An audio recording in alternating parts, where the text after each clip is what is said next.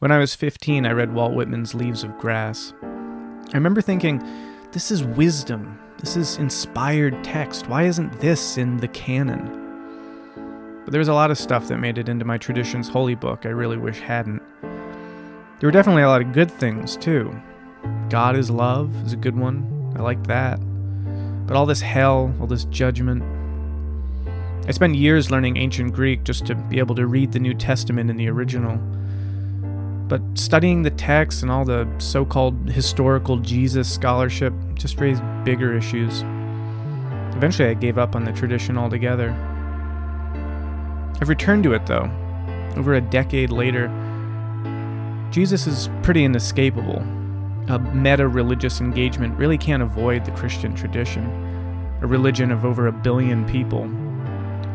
What it can do, though, is attempt to render it more amenable to holistic integration.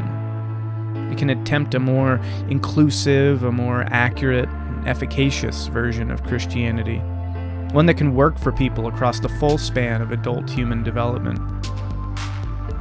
But how do you speak to such a broad range of people? How do you speak simultaneously in a mythic, rational, and pluralistic register without lying to or losing some sizable portion of your audience along the way? One way I've found is to make myth interesting, as Kierkegaard might say, to cast it into reflection through indirect communication, to not just tell a story, but a story about the story. So I made my own gospel. I fashioned it from the Greek text up, then crafted the narrative of its discovery. I wanted it believable at the mythic level. I wanted it possible to engage it naively with true faith and all earnestness. If someone stops there, though, it's not because I misled them. I also wrote the rational analysis, a modern critical view that takes that faith and tears it to pieces. I also wrote postmodern and metamodern readings, too.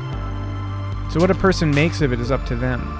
This second axial age of ours needs its metamodern scriptures, but who's going to write them?